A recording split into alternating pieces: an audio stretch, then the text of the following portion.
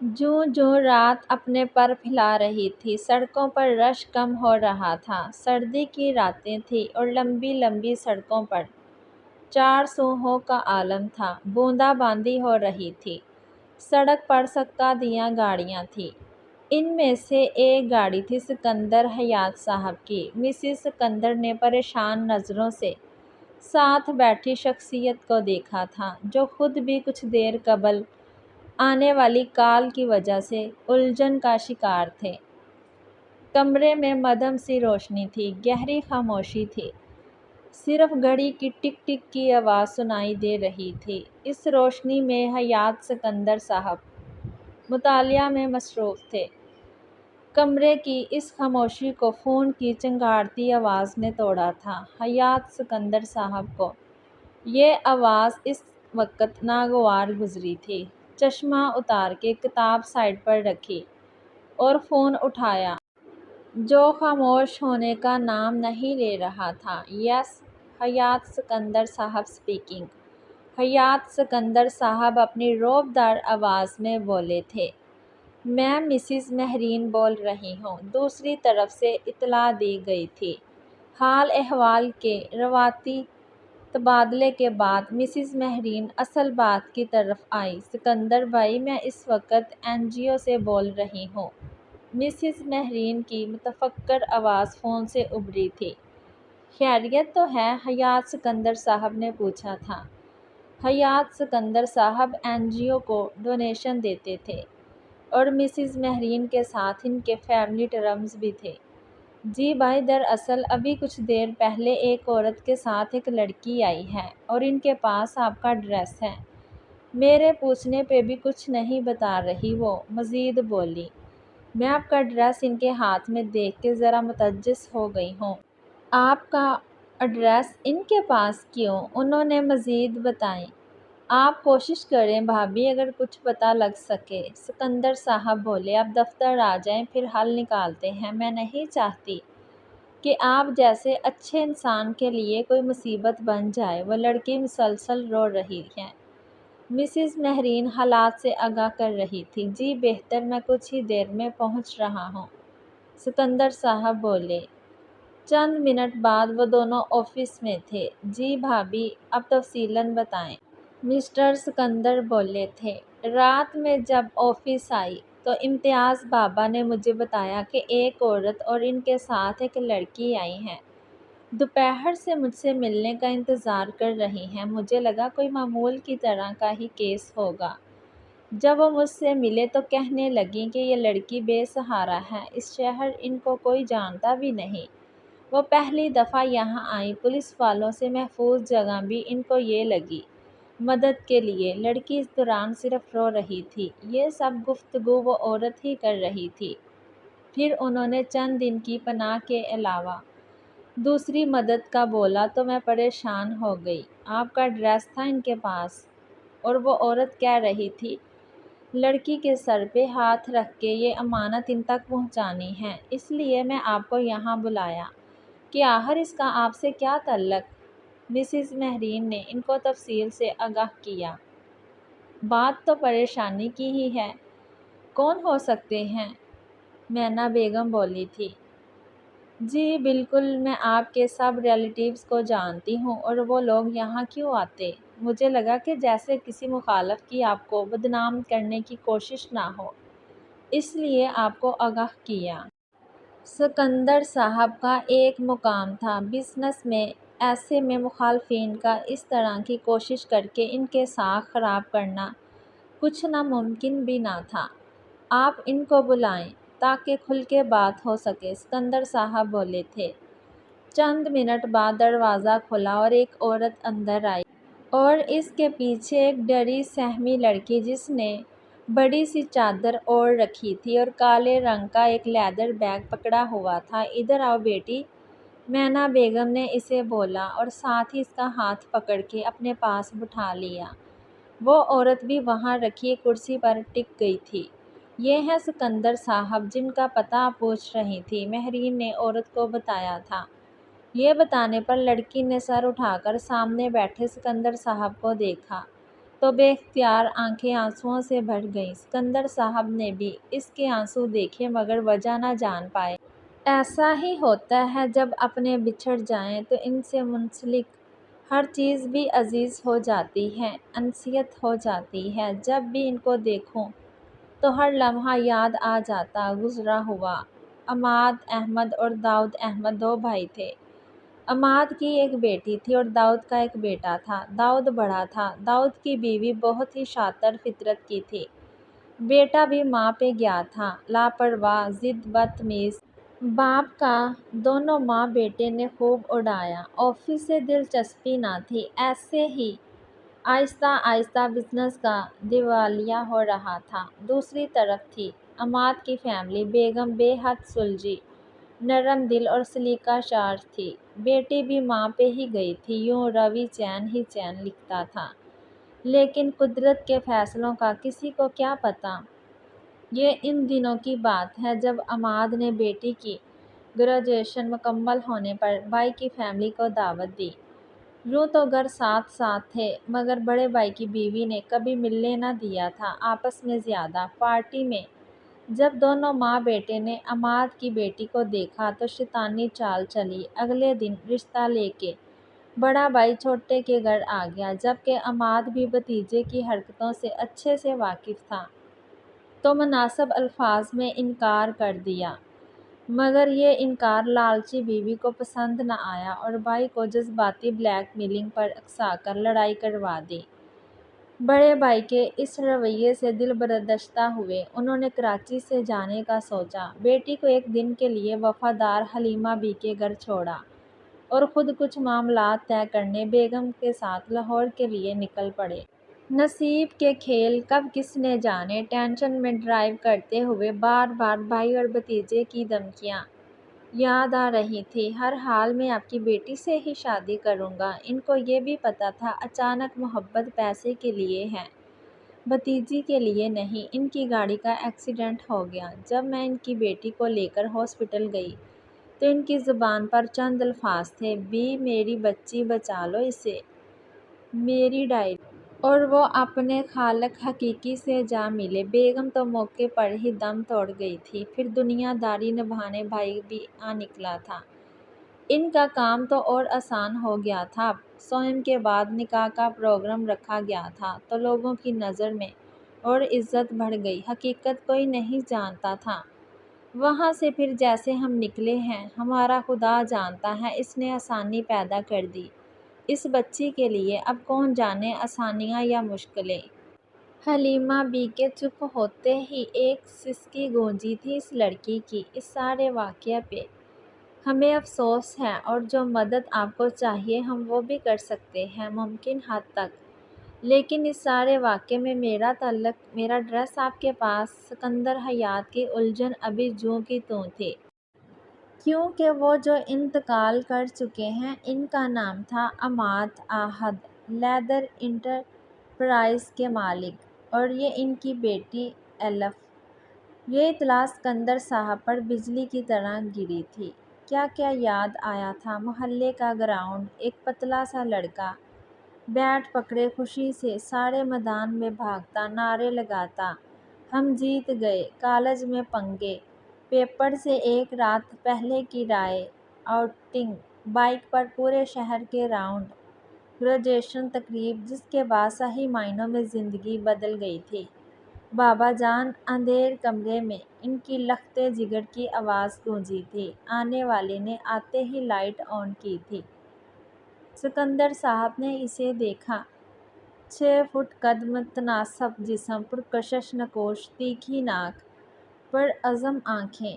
ادھر آؤ میرا بیٹا، سکندر صاحب نے اپنے پاس بلایا۔ ازمیر شاہ، جسے پیار سے میر پکارتے تھے۔ بابا جان، ایسے کب تک آپ کمرے میں رہیں گے؟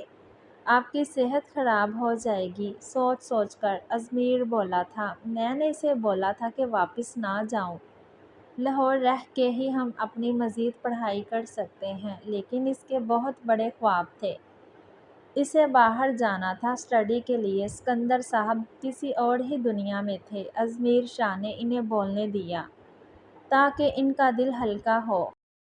خود ان کا ہاتھ پکڑ کے ان کے پاس بیٹھ گیا۔ وہ اس کو ہر قصہ سنا رہے تھے۔ جب ان کی ملاقات ہوئی تھی کراچی میں، جب وہ ایک کمپنی کھول چکا تھا، پھر زندگی کچھ ایسی مصروف ہوئی کہ بات چیت فون کال تک محدود ہو کے رہ گئی۔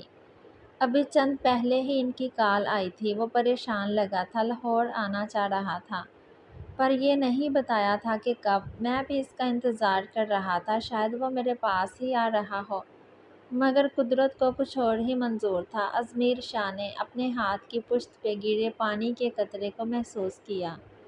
وہ درد کی شدت سے لب پونچھ لیے۔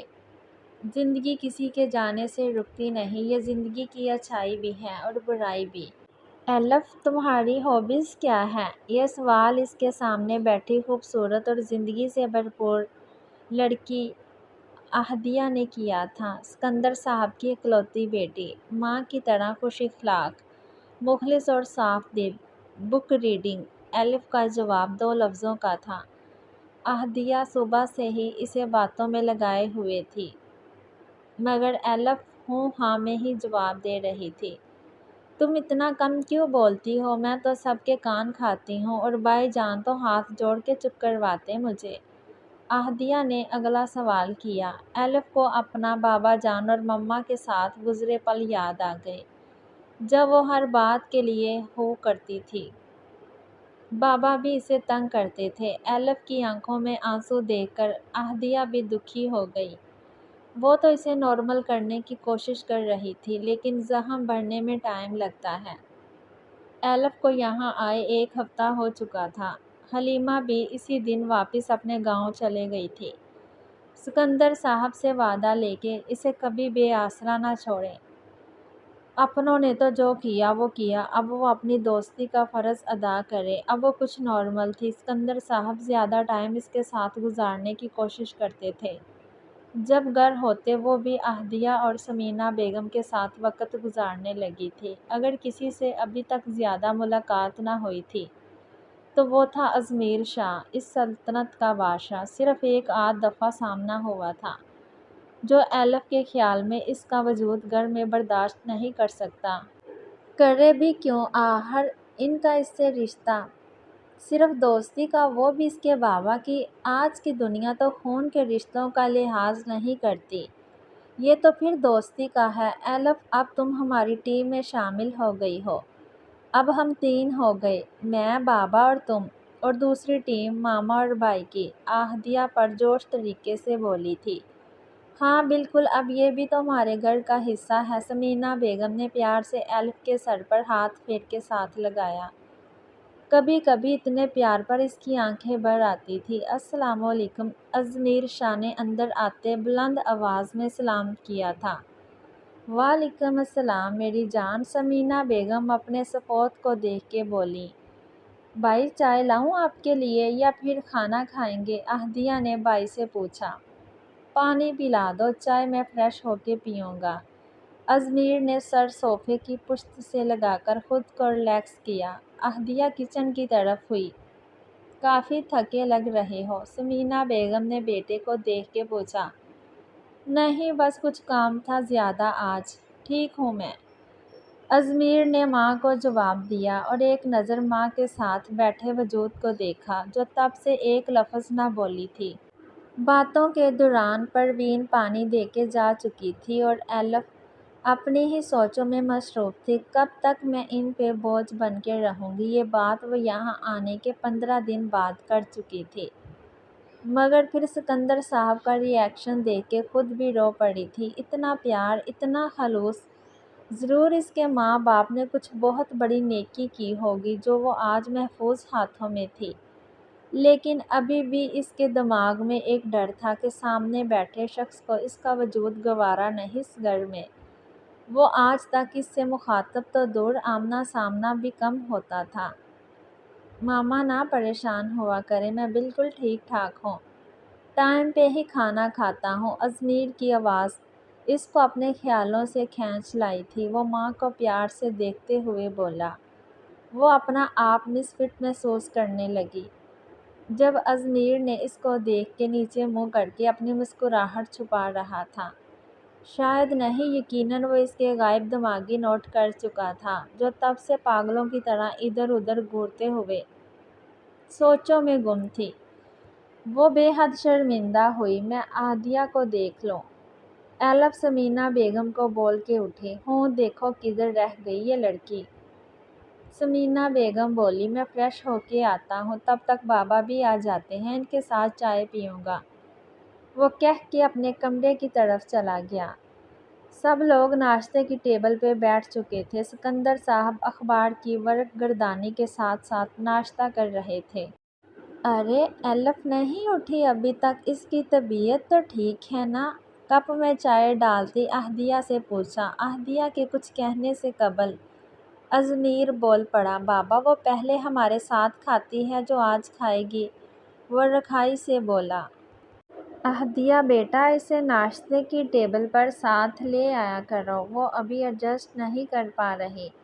سکندر صاحب بجھ سے گئے تھے اور ناشتہ بھی بے دلی سے کیا۔ سمینا بیگم بھی افسردہ ہو گئی تھی۔ ازمیر کو یہ بات برداشت نہ تھی کہ کوئی بلا وجہ اس کے والدین کو نخرے دکھائے۔ اس کا اپنا خیال تھا۔ وہ ایک لائحہ عمل سوچ کر آرام سے ناشتہ کرنے لگا۔ دستک کی آواز پر ایلف نے سر اٹھا کر دروازے کی طرف دیکھا۔ کمرے میں گہرا اندھیرا تھا۔ وہ بیڈ پہ گھٹنوں میں سر دیے بیٹھی تھی۔ دستک کے بعد دروازہ کھلتا گیا اور کوئی اندر داخل ہوا۔ لائٹ نہیں جلا سکتی آپ کیا؟ کمرے میں اندھیرے کی وجہ سے سیدھا بیڈ سے ٹکرا گیا۔ وہ غصے سے بولا تھا۔ وہ گھبراہٹ کی وجہ سے ایک لفظ ادا نہ کر سکی۔ ازمیر نے آگے بڑھ کے لائٹ آن کی۔ کیا میں لگا رکھی ہے؟ غصہ ابھی بھی برقرار تھا۔ عہدیہ تو باہر ہی اپنے عہدیہ کے بارے میں بتانے کے لیے لب کھولے کہ وہ کمرے میں نہیں۔ پتہ ہے مجھے، وہ باہر ہے۔ مجھے آپ سے ہی کام تھا، بات کرنی ہے آپ سے۔ ازمیر کی بات پوری ہونے سے پہلے ہی سمجھ گیا، مجھ سے؟ ایلف نے حیرت سے پوچھا۔ کیوں آپ سے بات کرنے کے لیے اپائنٹ لینی پڑتی ہے؟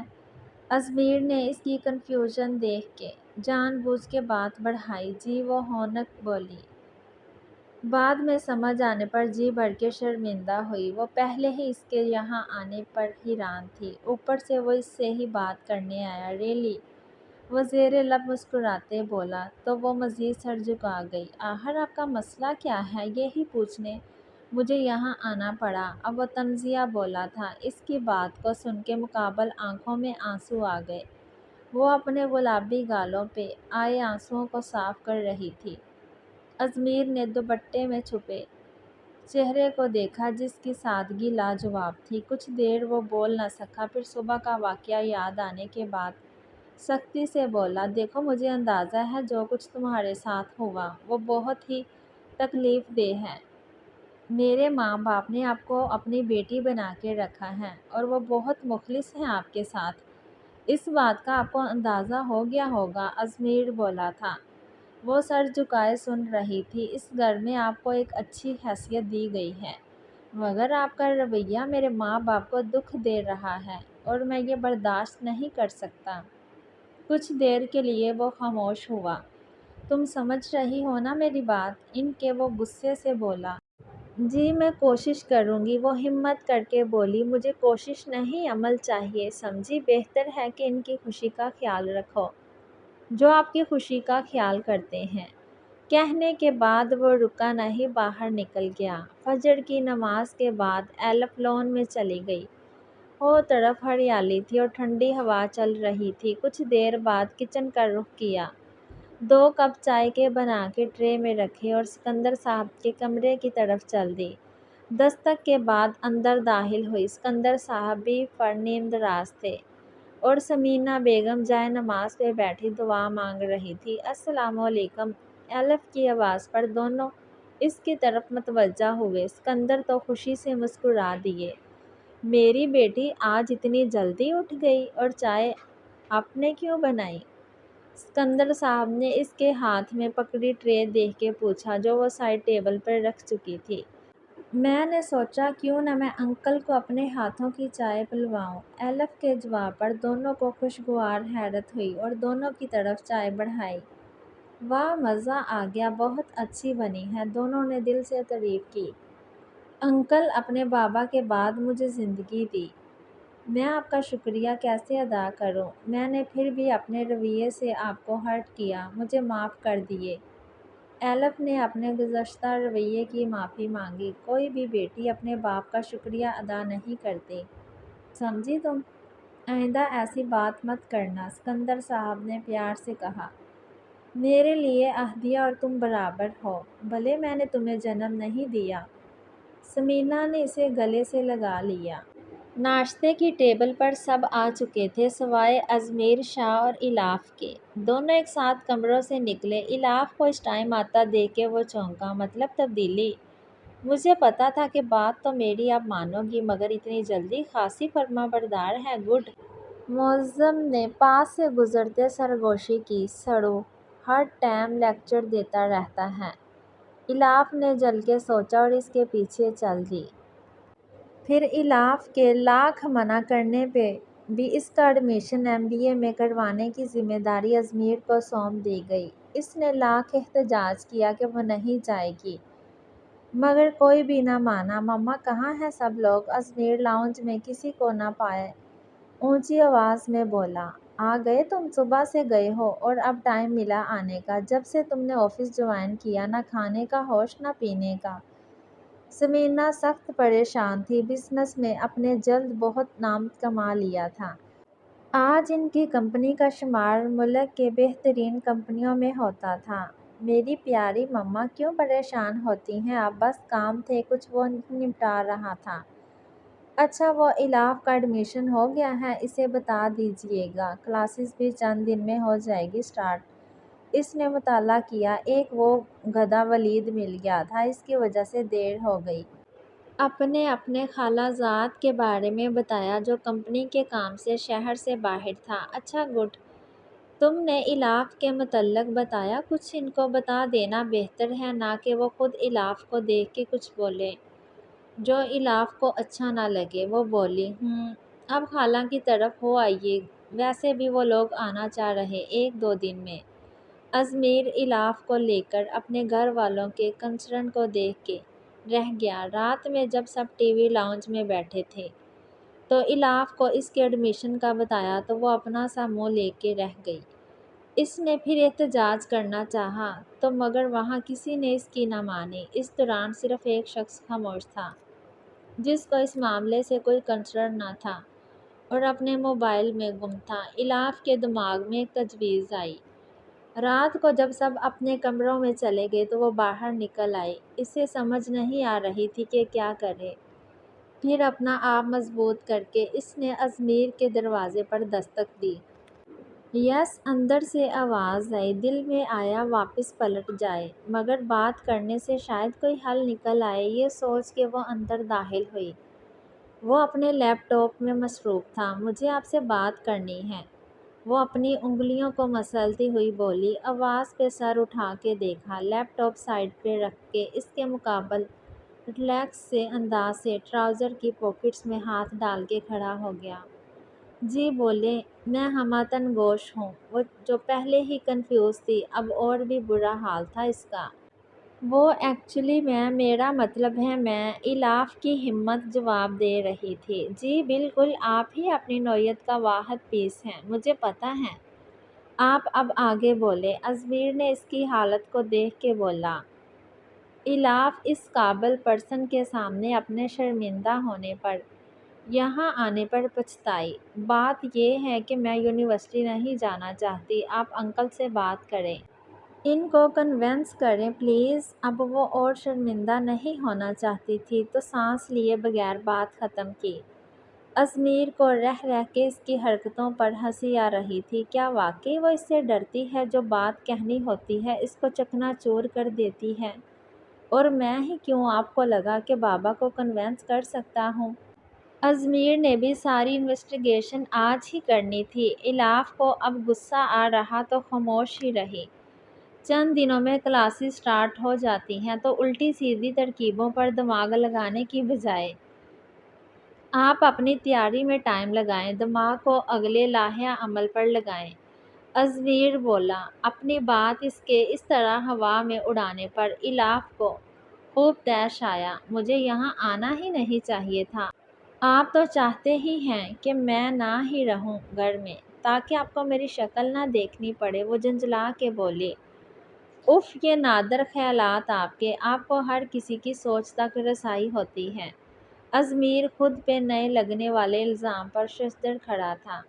اپنے سر اٹھا کے اپنے سامنے کھڑے شاہانہ شخص کو دیکھا جو گرے ٹراؤزر وائٹ ٹی شرٹ زیب تن کیے ہوئے تھا۔ ہاں تو مجھے جو لگا میں بتا دیا، وہ بات کہہ کے باہر جانے لگی۔ آپ کو لگتا میں ہر وقت آپ کو ہی سوچتا رہتا، اس لیے آپ کے خلاف سازشیں کرتا ہوں؟ کیا آپ اتنی انٹرسٹنگ ہیں کہ آپ کو ہی سوچا جائے؟ ازمیر اس کے معصومانہ الزام پر بے حد محظوظ ہوا۔ آنکھوں میں مسکراہٹ لیے پوچھا، نہیں، میرا وہ مطلب نہیں۔ وہ باہر جانے کو بے تاب تھی۔ نہ جانے کیوں میں نے بڑوں کے چھتوں کو چھیڑ لیا۔ وہ منہ میں بڑبڑائی باہر نکل آئی۔ ارے مطلب تو بتاتی جائیں۔ پیچھے سے آواز آئی۔ اف اللہ، اس انسان کے سامنے میری زبان کیوں بند ہو جاتی ہے؟ کچھ نہ کچھ الٹا کر دیتی ہوں میں، اس نے کوفت سے سوچا۔ ایک عجیب سی انسیت ہوتی جا رہی تھی اس سے، اس کا ڈر ہی تو ختم کرنا چاہ رہا تھا، اور اپنے ہی بابا کو اس کے ایڈمیشن کا بولا تھا تاکہ باہر نکلے دماغ کو کربناک سوچوں سے پاک کر کے مصروف ہو جائے، لوگوں سے خوف زدہ نہ رہے، اور وہ اس کے پاس ہی چلی آئی تھی کہ یہ سب ختم کروا دے۔ اوپر سے اس کے الزامات، کتنی معصوم، صاف دل اور اچھی ہے وہ، آج کے دور میں بھی نہ چاہتے ہوئے بھی وہ اس کے بارے میں سوچے جا رہا تھا۔ پاگل، وہ ہنسا اور سر جھٹک کے پھر کام میں مصروف ہو گیا۔ الاف کو یونی جاتے 2 ہفتے ہو گئے تھے، اب وہ بھی مطمئن تھی، اس کو زیادہ مشکل نہ ہوئی تھی کیونکہ احدیہ جو تھی اس کے ساتھ کچھ پھر اچھی فرینڈز مل گئی تھی۔ اکثر یونی کے بعد وہ ولید کے ساتھ آؤٹنگ کا پلان کر لیتی تھی۔ ولید سے اب وہ اچھی خاصی فرینک ہو گئی تھی۔ ولید اور احدیہ کے رشتے کی بات دونوں فیملیوں کے بڑوں نے فکس کر دی تھی، مگر باقاعدہ رسم نہیں ہوئی تھی۔ الاف، تمہارے آنے سے میری بھی سنی گئی ہے، ورنہ یہ محترمہ تو اپنی صورت مجھے دکھانا پسند نہ کرتی تھی، ولید الاف کو اکثر کہتا تھا۔ آج ولید کو انوائٹ کیا تھا لنچ پر، الاف نے تو گھر میں ہلچل مچائی ہوئی تھی۔ احدیہ نے سب کو آگے لگایا ہوا تھا، صرف ایک فرد نظر نہ آیا، شاید وہ اسے دیکھنا چاہ رہا تھا۔ جب سے الاف اس کے روم سے ہو کے آئی تھی، اس کے بارے میں ہی سوچے جا رہا تھا۔ اسے دیکھ کے دل کرتا کہ اسے تنگ کرے، اس کی باتوں پہ ہنسی جو آتی تھی، کوشش کر کے بھی وہ ایسے خیالات سے پیچھا نہیں چھڑا پا رہا تھا۔ انہی سوچوں میں گم کھڑا تھا جب پاس سے گزرتی احدیہ نے اس کی آنکھوں کے آگے ہاتھ ہلا کر اسے متوجہ کیا۔ یہ تیاری کس چیز کی ہو رہی؟ کبھی ولید صاحب تو تشریف نہیں لا رہے؟ ازمیر نے کچن سے آتے شور اور ڈرائنگ روم کی صفائی کرواتی ماں کو دیکھ کے پوچھا۔ سارا دن پہلے آفس میں اس کی شکل دیکھوں، اب گھر میں بھی، کیا سزا ہے؟ ازمیر شرارت سے بولا۔ بھائی، مما کو بتاؤں آپ ان کے بھانجے کو کیا کہہ رہے ہیں؟ احدیہ بائی کی شرارت سمجھ کے ہنس کے بولی، اور پھر مما کی آواز پہ وہ ڈرائنگ روم چلی گئی۔ اس وقت الاف کچن سے نکلی تھی۔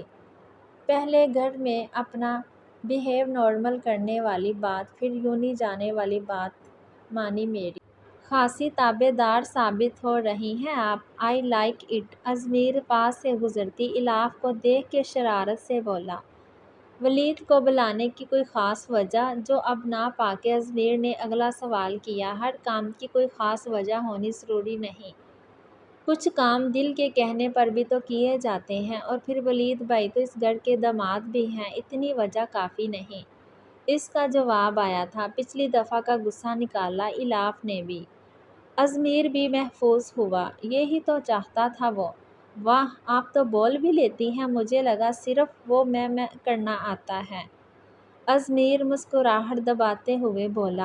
آپ مجھے غصہ مت دلائیں، مجھے ابھی بہت کام ہے۔ اس نے پھر کچن کا رخ کرنا چاہا۔ ارے غصہ مجھ پر کیوں؟ کھانا ولید بھائی کے لیے بنا رہی ہو؟ جس دن میرے لیے کچھ بناؤ گی اس دن غصہ دکھانا، خدا کی قسم خوب نخرے اٹھاؤں گا۔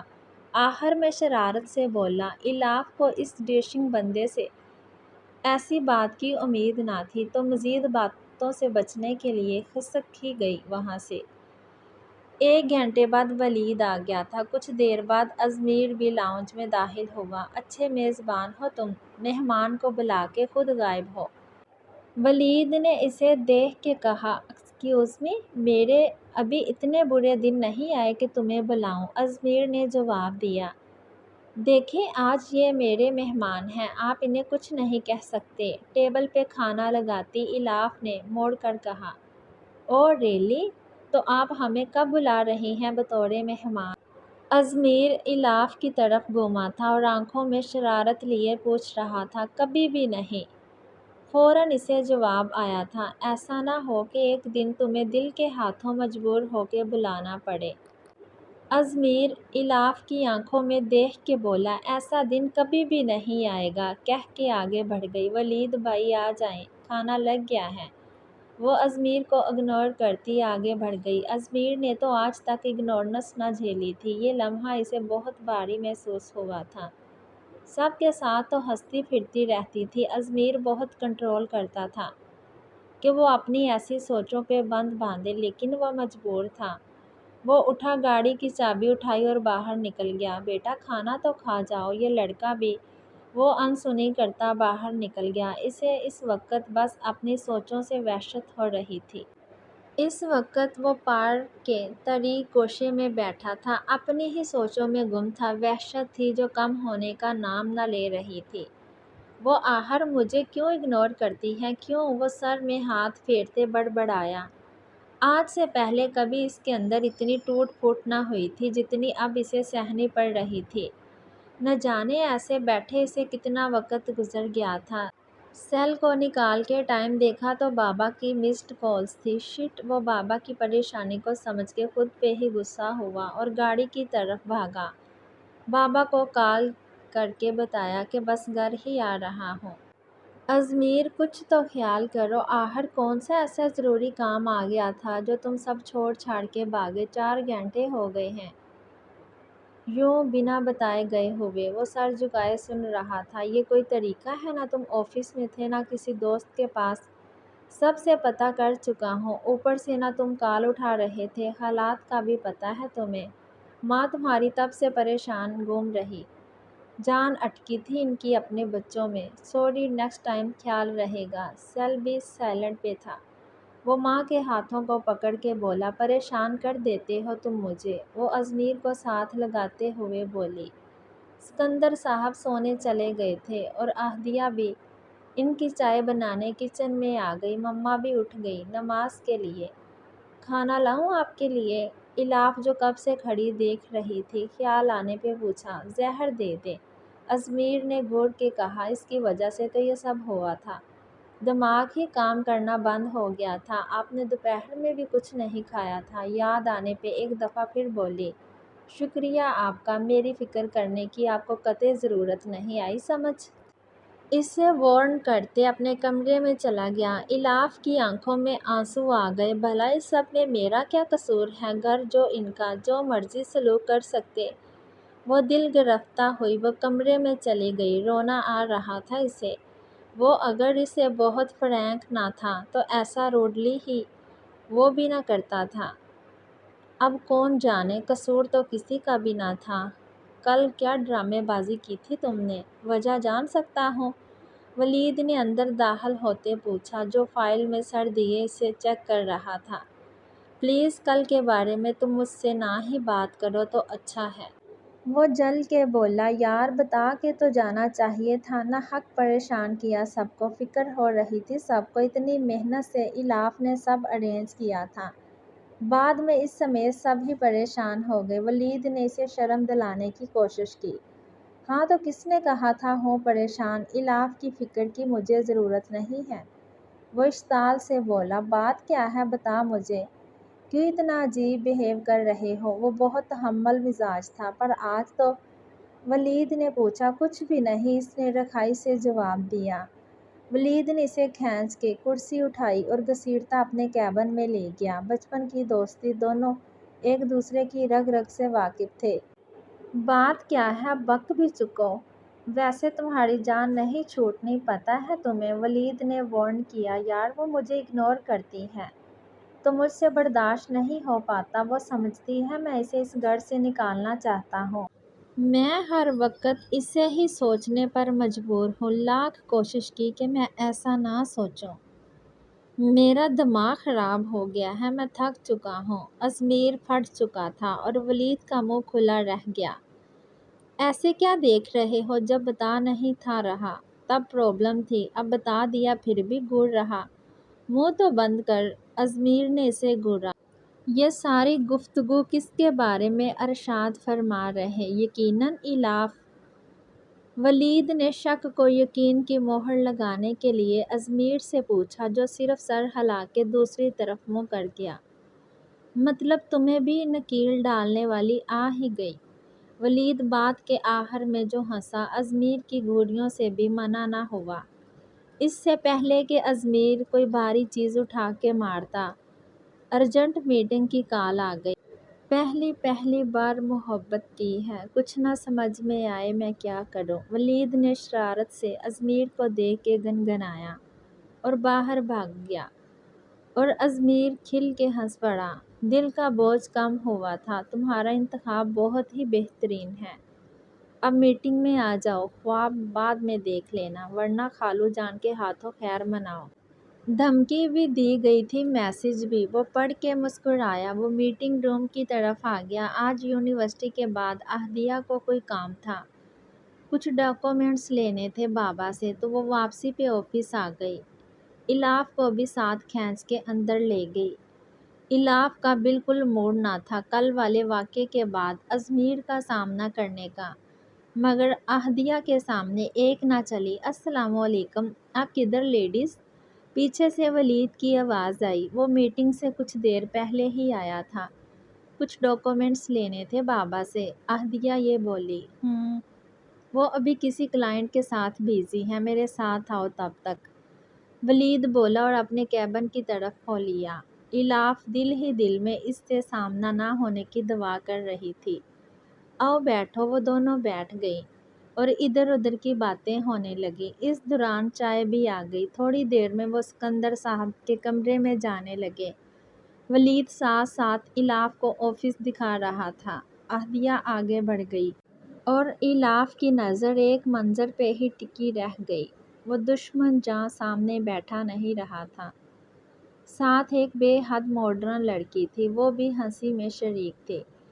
گلاس وال ہونے کی وجہ سے الاف نے صاف منظر دیکھا تھا اور اس کی آنکھوں میں جیسی کسی نے مرچیاں بھر دی ہوں۔ گھر تو موصف بہت شریف بنے پھرتے، یہاں دانت ہی بند نہیں ہو رہے، گھر تو آگ برستی منہ سے ہوں، مجھے کیا؟ اس نے جل کے سوچا اور دل کو سمجھایا، مگر اب کہاں؟ ازمیر کی اور میری خالہ زاد علیزے ہیں۔ الاف کی محویت محسوس کر کے وہ اس کے چہرے سے اس کے اندر کا حال جان گیا کہ معاملہ اگر زیادہ نہیں تو کم ہی صحیح خراب یہاں بھی ہے۔ شرارتی انداز میں اطلاع دی، ازمیر تیری تو خیر نہیں، سٹوری سٹارٹ ہونے سے پہلے ہی ٹویسٹ۔ ولید منہ میں بڑبڑایا جب ازمیر نے باہر کی طرف دیکھا، پہلے تو یقین نہ آیا اور یقین آنے پر روح تک خوش ہو گئی۔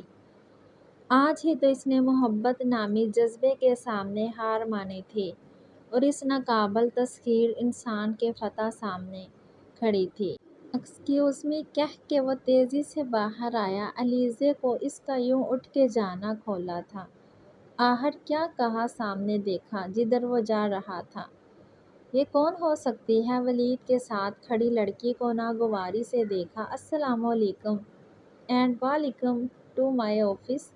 ازمیر کی آنکھوں میں چمک ہی آ گئی تھی۔ الاف نے سلام کا جواب دیا، سر جھکا ہی تھا۔ ولید تم نے بتایا مجھے؟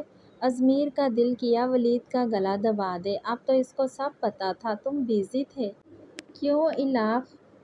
ولید کو یہ موقع بار بار تو نہیں تھا ملنا، وہ اس کی ٹانگ کھینچ رہا تھا۔ ازمیر نے گھورا، مگر ادھر پرواہ کس کو تھی؟ جی بالکل، الاف کی بھی آواز آئی۔ اتنی دیر میں اہدیہ بھی چلی آئی۔ الاف کا موڈ بری طرح خراب ہو چکا تھا، لیکن کیوں اسے خود پہ ہی غصہ آ رہا تھا۔ چلے الاف، اہدیہ نے بولا۔ ارے ارے آؤ میرے آفس میں کافی پیتے ہیں، ازمیر فوراً بولا تھا۔ ولید کی ہنسی نہیں تھی رک رہی۔ جی نہیں شکریہ، آپ اپنے مہمانوں کو ٹائم دیں، اب ہم چلتے ہیں، الاف نے کہا۔ چلو میں ڈراپ کر دوں تم لوگوں کو، ازمیر نے اگلی خدمت حاضر کی۔ نہیں خان بابا باہر ہمارا ویٹ کر رہے، آپ کو اور بھی کام ہوں گے۔ الاف بھی آج کسی رعایت کے موڈ میں نہ تھی۔ ازمیر خاموش ہو گیا۔ ہیلو اہدیہ، عقب سے آواز پر مڑی دونوں۔ علیزے کھڑی تھی۔ اہدیہ اور اس کے درمیان رسمی جملوں کا تبادلہ ہوا۔ اس دوران علیزے کی نظریں الاف پہ ہی تھیں۔ ہو از شی؟ بالآخر علیزے نے پوچھ ہی لیا۔ یہ الاف ہیں، اہدیہ بولی۔ اچھا اچھا، مما بتا رہی تھی، بیچاری بہت دکھ ہوا آپ کا سن کے، کوئی سہارا بھی نہیں رہا بیچاری، علیزے نے عجیب لہجے میں کہا۔ الاف کی آنکھوں میں آنسو آ گئے، جن کو وہ پینے کی ناکام کوشش کر رہی تھی۔ وہ بے دردی سے ہونٹ کاٹ رہی تھی۔ ازمیر کا دل جیسے مٹھی میں ہی آ گیا ہو۔ اس نے بے چینی سے پہلو بدلا۔ اگر کسی قسم کی مدد کی ضرورت ہوئی یا جاب کی تو مجھے بتا سکتی ہو، مجھے تمہاری مدد کر کے خوشی ہوگی۔ اگر کبھی پیسوں کی، اس نے صفاقی کی حد کر دی تھی۔ چلو اہدیہ آؤ، الاف دیر ہو رہی ہے، اور ہاں آپ کو کسی کی فکر کی ضرورت نہیں۔ ولید اس سے زیادہ برداشت نہ کر سکا اور ان کو لے کے باہر آ گیا۔ الاف تو ضبط کے کڑے مراحل سے گزر رہی تھی۔ اہدیہ نے کہا کہ وہ علیزے کی باتوں کو دل پر نہ لے، مگر ازمیر کا بس نہیں چل رہا تھا، وہ خود پر کنٹرول کرتا آفس میں چلا گیا۔ وہ یہاں آفس میں کوئی مسئلہ نہ چاہتا تھا۔ اس اگنورنس پر علیزے غصے سے باہر نکل گئی۔ آج پھر اسے اپنی محرومیوں کا شدت سے احساس ہوا تھا۔ بات تو سچ تھی کہ وہ بے سہارا تھی، لاوارث۔ اسے شدت سے رونا آیا۔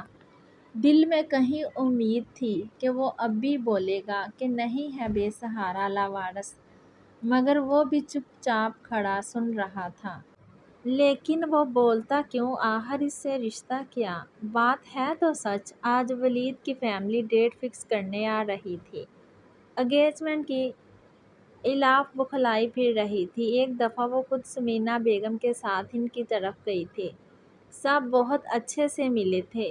الاف کو بھی وہ سادہ لوگ بہت اچھے لگے تھے، ولید کی طرح۔ وہ آج کسی قسم کی گڑبڑ نہ چاہ رہی تھی اور صبح سے لگی ہوئی تھی۔ ازمیر بھی آج معمول سے جلد ہی آ گیا تھا اور لاؤنج میں بیٹھا ٹاک شو دیکھ رہا تھا۔ بس کر دو الاف بیٹا، صبح سے لگی ہوئی ہو، اب باقی کام پروین دیکھ لے گی، تم جا کے فریش ہو جاؤ، ثمینہ بیگم نے لاؤنج میں داخل ہوتے کہا۔ بس کچھ دیر میں جاتی ہوں، تھوڑا سا کام رہ گیا ہے، کچن سے ہی بولی، اور پھر سے کام میں مصروف ہو گئی۔ میرے مالک نے مجھے میری کسی نیکی کا بدلہ ہی دیا ہے جو اسے مجھ سے ملوا دیا، وہ پیار بھرے انداز میں ازمیر کے ساتھ کاؤچ پر بیٹھتے ہوئے بولی۔ وہ ہنس دیا۔ الاف آ جاؤ، تھوڑی دیر ریسٹ کر لو تم بھی، انہوں نے پھر سے آواز دی۔ اب کہ الاف ان کے پاس آئے بیٹھ گئی۔ آپ کیوں پریشان ہو رہی ہیں؟ میں ٹھیک ہوں، وہ بولی، بس میں خود سارا کچھ کرنا چاہ رہی کہ سب کچھ اچھا ہو جائے، میں سب کچھ مینج کر لوں، بس مجھے یہ ٹینشن ہے ان لوگوں کو کوئی شکایت نہ ہو۔ الاف گویا ہوئی۔ ازمیر نے ایک نظر اٹھا کے اسے دیکھا۔ دیکھو ذرا رنگت کیسی پیلی پڑ رہی ہے تمہاری، کیوں تم اپنا آپ تھکا رہی ہو؟ سب ٹھیک ہو جائے گا، ثمینہ بیگم نے اس کو سمجھایا۔ جی الاف ممنائی، میں تمہارے انکل کا پتہ کر لوں، اور تم نے ہلنا نہیں یہاں سے، میں پروین کو بولتی، وہ تمہیں جوس دے کے جاتی ہے، ازمیر دھیان رکھنا تم اس کا، وہ کہہ کے آگے بڑھ گئی تھی۔ وہ بھی ٹی وی اسکرین کی طرف دیکھنے لگی۔ تھوڑی دیر میں جوس بھی آ چکا تھا، مگر وہ مگن تھی اسکرین پہ بھاگتے دوڑتے منظر دیکھنے میں، دھیان کہیں اور ہی تھا۔ آپ کا کیا خیال ہے، یہ اسٹیپ ملک کی بہتری میں کام آ سکتا ہے؟ ازمیر نے ایسے اس کو مگن دیکھ کے پوچھا۔ جی کیا؟ اپنے ہونک سے لہجے میں پوچھا۔ کچھ نہیں، آپ اپنا مراقبہ قائم رکھیں۔ آپ کا اس طرح دلچسپی سے ان اصحاب کی باتوں کو سننا، مجھے لگا کہ آپ کو بھی انٹرسٹ ہے۔ وہ زیر لب مسکراتے پوچھ رہا تھا، مگر وہ تو ان کے چہرے بھی آج پہلی دفعہ دیکھ رہی تھی۔ اس کو دلچسپی نہ تھی ان سب میں۔ وہ اٹھ کے جانے لگی ہی تھی کہ وہ بول اٹھا۔ آپ ایسے نہیں جا سکتی۔ ازمیر نے اس کو روکا۔ جی وہ کیوں؟ اس نے حیران ہوتے استفسار کیا۔ کیونکہ میری والدہ نے ایک کام مجھے سونپا ہے۔ اس نے اسے جوس کی طرف متوجہ کیا۔ نہیں، میرا دل نہیں چاہ رہا۔ وہ جانے کو بے قرار تھی۔ بیٹھے اور ختم کریں۔ ازمیر نے اس دفعہ اس کی کلائی کو تھام کے اسے سامنے بٹھایا۔ مجھے نہیں پینا، اس نے منہ پھیلایا۔ پئیں گی خود یا یہ کام بھی میں ہی کروں؟ ازمیر نے دھمکایا۔ الاف نے گلاس فوراً پکڑا، اس سے پہلے کہ وہ اس پہ عمل ہی نہ کر دے۔ اس سے بعد بھی نہ تھی کوئی۔ اس کے عمل سے ازمیر کے ہونٹوں پر مسکراہٹ رینگ گئی۔ دیکھو، ہر چیز کو اتنا سوار نہیں کرتے حواسوں پہ۔ جتنا نیگیٹو سوچو گی اتنا ہی تم پیچھے رہ جاؤ گی دنیا کی بھیڑ سے۔ جو ہوا اس کو ماضی کا حصہ ہی رکھو، حال پر سوار مت کرو۔ ازمیر کی اس کی اندرونی کیفیت کا اندازہ لگا سکتا تھا۔ وہ بول رہا تھا۔ الاف کے دل کو تسلی مل رہی تھی اس کے الفاظ سے۔ جی؟ الاف نے سر ہلا کے گلاس ہونٹوں سے لگایا۔ اس جی کے علاوہ کچھ اور بھی بولنا آتا ہے یا صرف ابھی یہاں ہی اٹکی ہیں؟ وہ شوق ہوا۔ جی؟ الاف کو اس سوال کا جواب جی ہی مناسب لگا اور ازمیر کا قہقہ ابلا۔ میرا مطلب اب کی دفعہ وہ والا جی نہیں تھا، الاف نے شرمندہ ہوتے بولی۔ اچھا تو پہلی دفعہ کیا مطلب تھا؟ وہ مسکراہٹ روکتے چہرے کو سنجیدہ کرتے ہوئے پوچھ رہا تھا، جیسے یہ بہت بڑی انفارمیشن تھی۔ اس انسان کے سامنے وہ ہمیشہ شرمندہ کیوں ہو جاتی گئی؟ کچھ نہ کچھ الٹا سیدھا بول کے ساتھ ہی گلاس اٹھا کے کمرے میں اہدیہ کو دیکھنے آ گئی۔ الاف مجھے آج بہت شرم آ رہی ہے، اہدیہ نے انگلیاں مسلتے ہوئے پوچھا۔ الاف کی ہنسی چھوٹ گئی۔ یہ تم کہہ رہی ہو؟ اللہ، اس بات پر سیلفی بنتی ہے، الاف نے کہتے ساتھ ہی موبائل کے فرنٹ کیم آن کیا۔ مرو تم، جس دن تمہاری ہوگی اس دن میں بھی لوں گی بدلے۔ اہدیہ نے اسے گور کے دیکھا۔ ہاں ہاں، اچھا سوری، ادھر آؤ۔ دیکھو اہدیہ، وہی تم ہو اور وہی ولید، پھر شرم کیوں؟ الاف رسان سے بولی۔ کیوں بعد میں ولید نے میرا بہت مذاق اڑانا ہے کہ میں کیسے شرما رہی تھی۔ اہدیہ رونے کو تھی، وہ ایسی ہی تھی۔ ارے ارے، میں ولید بھائی کی کلاس لوں گی اگر انہوں نے میری پیاری بہنا کو تنگ کیا تو۔ الاف نے اسے پیار سے ساتھ لگایا۔